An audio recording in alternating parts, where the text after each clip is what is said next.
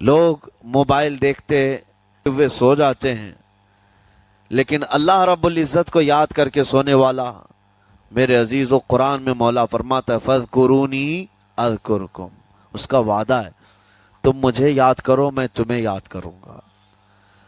اور اس کی تفسیر میں اللہ تعالیٰ کے اس قول میں، اس فرمان کی تفسیر میں بزرگوں نے فرمایا اللہ کیسے یاد کرتا ہے بندے کو؟ اللہ بندے کو کیسے یاد کرتا ہے؟ جب تم اس کی یاد میں مصروف رہے، اپنے آپ کو بزی کر رکھا، اللہ تمہیں کیسی جگہ یاد کرتا ہے؟ فرماتے ہیں مفسرین کہ بندہ تو لوگوں میں اللہ کو یاد کیا، اور اللہ بندے کو فرشتوں میں یاد کرتا ہے۔ لوگوں کو اس بات کا اندازہ ہی نہیں کہ حساب کا دن کتنا سخت ہونے والا ہے۔ میرے عزیزو، جب نبی پاک صلی اللہ تعالی علیہ وسلم نے یہ ارشاد فرمایا کہ میں اور قیامت ایسے ہیں جیسے دو انگلیاں قریب ہیں، 1400 سال پہلے رسول پاک صلی اللہ علیہ وسلم نے یہ فرمایا تھا کہ قیامت اتنی قریب ہے جتنا دو انگلیاں قریب ہیں۔ اور اب کے زمانے میں تو قیامت کے سلسلے میں جو حضور پاک صلی اللہ تعالی علیہ وسلم نے نشانیاں بتائی تھی وہ تقریباً پوری ہو گئیں، بڑی نشانیوں کو چھوڑ کر۔ اور یہ بھی حدیث پاک میں ہے کہ اگلا زمانہ اتنی تیز گزرے گا کہ تمہیں اس کا اندازہ ہی نہیں ہوگا، زمانوں پر زمانے آتے چلے جائیں گے۔ یہ جو آخری وقت کی نشانیاں ہیں، میں صرف مختصر سا ایک پیغام دوں گا۔ شعبان کا مہینہ ہے، یہ رسول پاک صلی اللہ تعالی علیہ وسلم کا مہینہ ہے، اور رمضان کے بعد سب سے زیادہ حضور پاک صلی اللہ تعالی علیہ وسلم کو روزے کی حالت میں کسی مہینے میں دیکھا گیا تو شعبان کا مہینہ فرمایا گیا۔ کبھی کبھار پورے شعبان کا مہینہ حضور صلی اللہ علیہ وسلم روزے سے رہتے، اور یہ ارشاد فرماتے کہ یہ مہینہ ایسا ہے جس میں سارے لوگوں کے اعمال اللہ کے حضور جاتے ہیں، پیش کیے جاتے ہیں، اور میرے آقا فرماتے ہیں اس حال میں میرے اعمال پیش کیے جائیں اللہ کی بارگاہ میں کہ میں روزے کے عالم میں ہوں۔ جب میرے اعمال پیش کیے جائیں اللہ کی بارگاہ میں تو میں روزے کی حالت میں ہوں۔ تو یہ شعبان کا مہینہ جو اب رمضان المبارک کے قریب کر رہا ہے، لیکن بعض بزرگوں نے یہ بھی فرمایا شعبان میں موتیں بھی کثرت سے ہوتی ہیں۔ لوگوں کا یہاں پر حساب کتاب 15ویں شعبان کو جو اب شب برات آنے والی ہے لکھ دیا جاتا ہے، سال بھر میں کیا کیا ہونے والا ہے، کتنے لوگ جانے والے ہیں۔ کئی لوگوں کی کتابیں بند کر دی جاتی ہیں۔ حدیث پاک میں یہ بھی ہے کہ فیصلہ اللہ تعالیٰ فرشتوں کے حوالے فرما رہا ہوگا، حالانکہ جب ہم ماں کے پیٹ میں تھے تبھی لکھ دیا گیا ہے کہ کتنی عمر ہے، لیکن فرشتوں کو جو ٹرانسفر کیا جاتا ہے سال میں ایک مرتبہ، اگلے سال ان کا کیا کیا ہونا ہے۔ اور حدیث میں ہے کسی کے متعلق فرشتوں کو یہ کہا جا رہا ہوگا کہ فلاں 1 مہینے بعد، 2 مہینے بعد، 1.5 مہینے کے بعد اس کی فلاں وجہ سے موت آئے گی، لیکن وہ بندہ شادی کی تیاری کر رہا ہوگا، وہ بندہ جس کی موت کا آرڈر جاری ہو چکا ہے، فرشتے لے چکے ہیں، وہ اپنے کاروبار کے اور اپنے گھر بار کے بنانے میں مصروف ہوگا، اسے اندازہ تک نہیں ہوگا کہ شعبان کے اس مہینے میں اس کی موت کا پروانہ نکل چکا ہے۔ اسی لیے میں عرض کر رہا ہوں قرآن کی آیت اقترب للناس حسابهم وهم فی غفلۃ معرضون، اللہ فرماتا ہے لوگوں کا حساب بہت قریب آ چکا جبکہ وہ غفلت میں پڑے ہوئے ہیں۔ اب جس زمانے میں آپ زندگی گزار رہے ہیں یہ اتنی تیزی سے آپ کے اوپر سے گزر جائے گا کہ آپ کو احساس تک نہ ہوگا۔ بلکہ ایک حدیث کا مفہوم یہ بھی ہے کہ جوان بوڑھے نظر آنے لگیں گے اور بچے جوان نظر آنے لگیں گے۔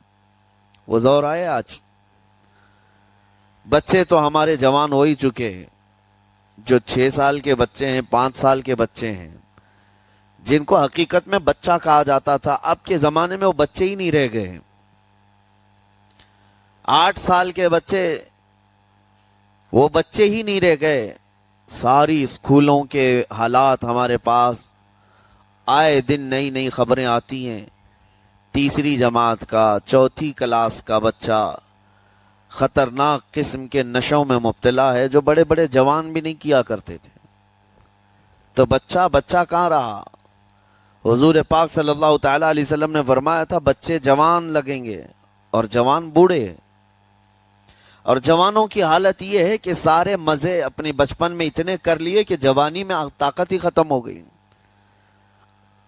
25 سال کی عمر میں ایسے لگتے ہیں جیسے کہ بوڑھاپا آ گیا، کمزوریاں آ گئیں۔ 30 سال پہلے کے دور میں 40 سال کو بھی جوانی کہا جاتا تھا، اب کے دور میں 40 سال تو بڑھاپا ہو گیا۔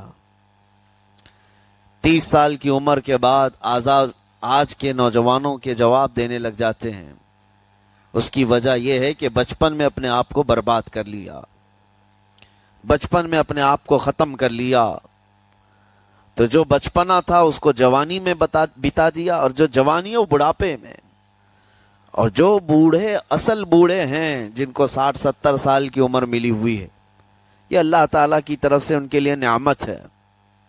باقی قیامت کے قریب جو حالات ہیں وہ اس طرح کے ہیں۔ اور مزید میں آپ کو یہ بھی بتا دوں کہ زمانہ ترقی کرتے کرتے تمہیں ایسا سست اور کاہل بنا دے گا کہ تم کوئی کام کے لائق بھی نہیں رہ جائیں گے۔ بہت ساری چیزیں ہم سے رخصت ہو رہی ہیں، ہمیں اندازہ بھی نہیں۔ ابھی کل ہی میں ذکر کر رہا تھا، ابھی 10 سال پہلے 20 سال پہلے جو چیزیں ہمارے آنکھوں کے سامنے موجود تھی وہ اب غائب ہو چکی ہیں۔ خالی وقت اسے ملے تو نشہ بھی یاد آ جائے، خالی وقت اسے ملے تو عورتوں کی طرف میلان بھی بڑھ جاتا ہے، خالی وقت اسے ملے تو اس کو دولت لٹانے اور عیاشی کرنے کی فکر بھی سوار ہونے لگتی ہے۔ اپنے آپ کو کسی چیز میں مصروف کر لے، اور سب سے بہترین مصروفیت کیا ہے؟ اللہ اور اس کے رسول کا ذکر پاک ہے۔ یہ سب سے بہترین مصروفیت ہے کہ تم نے اپنے آپ کو اس میں مصروف کر رکھا تو اللہ تعالیٰ دنیا کی تمام مصروفیتوں سے تمہیں آزاد کر دے گا، برائیوں سے آزاد کر دے گا۔ قرآن میں رب تعالیٰ فرماتا ہے وَقَالُوا حَسْبُنَا اللَّهُ وَنِعْمَ الْوَكِيلُ، جنہوں نے یہ کہا ہمارا رب ہمارے لیے کافی ہے، ہمارا اللہ ہمارے لیے کافی ہے، اور کیا ہی بہترین مددگار ہے، کیا ہی بہترین وکیل ہے جس نے یہ کہا۔ اللہ فرماتا ہے اس کے فوراً بعد آیت آئی فَانْقَلَبُوا بِنِعْمَةٍ مِّنَ اللَّهِ وَفَضْلٍ لَمْ يَمْسَسْهُمْ سُوءٌ، اللہ ان لوگوں کو اپنی خاص نعمتوں میں لے جائے گا، ایسی جگہ جہاں کوئی برائی انہیں چھو بھی نہ سکے گی۔ جنہوں نے اللہ کی بارگاہ میں یہ کہا حسبنا اللہ ونعم الوکیل، آگے بھی ہے دوسری آیت ہے نعم المولا ونعم النصیر، جس نے یہ کہا اللہ فرماتا ہے ان بندوں کو اللہ اپنی خاص نعمتوں میں لے جائے گا اور فضل میں لے جائے گا، ایسی جگہ لم یمسسہم سوء، جہاں انہیں کوئی برائی چھو بھی نہ سکے گی، کوئی برائی نہ آ سکے گی۔ اسی لیے کثرت سے اپنے آپ کو مصروف رکھو۔ یہ جو محافل ہماری ہو رہی ہیں اللہ کرے کہ ہمیشہ قائم رہیں۔ ہم ہفتے میں 1 مرتبہ ذکر کی مجلس میں آتے ہیں اپنے دل کو اللہ تعالیٰ کی یاد سے معمور کرنے کے لیے۔ ویسے کھانا تو دن میں 3 مرتبہ اور کوئی تو 5 مرتبہ کھاتے ہیں۔ اپنے جسم کا بھرپور خیال رکھا جاتا ہے، ہماری روح کے خیال کے لیے ان مجلسوں میں آنا ضروری ہے۔ یہ مجلسوں کی پابندیاں، اور اگر آپ اس کو ہی یہ سمجھ کر نہ چلیں کہ ہم نے ایک بار ہفتے میں ذکر کر لیا تو اب کافی ہے۔ ہماری گاڑی بھی جو ہے پیٹرول بار بار مانگتی ہے، اس کو جس طرح سے چلاتے ہیں اس طرح سے اس کی خواہش بھی ہے۔ روزانہ گاڑی کو اگر کہیں کھڑی کر رکھیں تو زیادہ پیٹرول نہیں لگے گا، لیکن چلتی رہے تو بار بار پیٹرول کی ضرورت ہے۔ ہم میں سے ابھی کوئی ایسا نہیں ہے جو بستر پر پڑا ہوا ہے، ہر کوئی چل رہا ہے، پھر رہا ہے، دنیا میں مصروف ہے۔ تم اپنے کھانے پانے بھی کر رہے ہو، لوگوں سے ملاقات بھی کر رہے ہو، اس کا مطلب ہے تمہاری گاڑی چل رہی ہے اور اس کو پیٹرول بار بار چاہیے۔ اور یہی جو ایندھن ہے، یہ پیٹرول ہے، اس کا کام یہ اللہ تعالیٰ کا ذکر کرتا ہے۔ تمہارے جسم کو بیلنس رکھنے کے لیے، تمہاری فکروں کو بیلنس رکھنے کے لیے، تمہارے دماغ کو صحیح سلامت ایک نہج پر رکھنے کے لیے یہ ذکر کی محافل قوت دیتی ہیں۔ اگر اس ہفتے میں آپ نے ذکر کیا نہیں ہوا تو آپ اپنے ہی گھر پر سونے سے قبل بستر پر بیٹھ کر کیوں اللہ کا ذکر نہیں کر لیتے؟ 5 منٹ 10 منٹ اس مولا کو پکار کر کے سونے میں کیا حرج ہے؟ لوگ موبائل دیکھتے، گانے سنتے، فلمیں دیکھتے ہوئے سو جاتے ہیں، لیکن اللہ رب العزت کو یاد کر کے سونے والا، میرے عزیزو، قرآن میں مولا فرماتا ہے فَاذْكُرُونِي أَذْكُرْكُمْ، اس کا وعدہ ہے تم مجھے یاد کرو میں تمہیں یاد کروں گا۔ اور اس کی تفسیر میں اللہ تعالیٰ کے اس قول میں، اس فرمان کی تفسیر میں بزرگوں نے فرمایا اللہ کیسے یاد کرتا ہے بندے کو؟ اللہ بندے کو کیسے یاد کرتا ہے؟ جب تم اس کی یاد میں مصروف رہے، اپنے آپ کو بزی کر رکھا، اللہ تمہیں کیسی جگہ یاد کرتا ہے؟ فرماتے ہیں مفسرین کہ بندہ تو لوگوں میں اللہ کو یاد کیا، اور اللہ بندے کو فرشتوں میں یاد کرتا ہے۔ فرشتوں کے درمیان تمہارا ذکر ہونے لگتا ہے کہ فلاں کا بیٹا فلاں آج میرا ذکر کر رہا تھا۔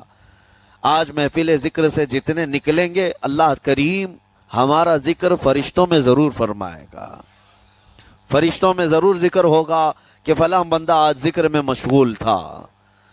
اور پھر یہ بھی فرمایا بزرگوں نے، مفسرین نے، کہ اللہ تعالیٰ وہاں یاد کرتا ہے جہاں فرشتے ہوں، فرشتوں کی محفل میں تمہارا ذکر۔ اور اس کے علاوہ یہ بھی فرمایا گیا کہ تم دنیا میں زندگی میں اسے یاد کرتے تھے، اور وہ تمہیں مرنے کے بعد قبر میں یاد کرے گا۔ جب دنیا تمہیں چھوڑ دیتی ہے تب اللہ تعالیٰ تمہیں یاد فرماتا ہے۔ فَاذْكُرُونِي أَذْكُرْكُمْ کا مطلب یہ ہے وہ تمہیں یاد فرمائے گا، لیکن اس کے لیے کثرت سے تم اللہ کو یاد کرو، اللہ کو یاد کرو۔ تو بہرحال میرے عزیزو، قیامت کی نشانیاں جو ہم نے آج مختصر آپ کے سامنے رکھی، وہ بہت تیزی سے تمہارے سروں پر آ رہی ہیں، اور تمہارے ہاتھوں سے بہت سارے کام اب چھن جائیں گے۔ ابھی آپ ترقیات میں خوشی سے بات کرتے ہوئے بیٹھتے ہیں نا، ڈسکس کرتے رہتے ہیں کہ سنا ہے ایسی کار آ رہی ہے کہ وہ اب بغیر ڈرائیور کے چلے گی، روبوٹ سے چلے گی۔ اس کو تو ہم خوشیوں میں ڈسکس کرتے ہیں کہ اچھا ایسا ہونے والا ہے۔ پہلے ایسا تھا کہ موبائل آپ بٹن کے دباتے تھے، کسی نے اگر خبر کر دیا کہ نہیں بعد میں صرف ٹچ کرنے سے آتا ہے تو آپ کہتے اچھا ایسا بھی آنے والا ہے۔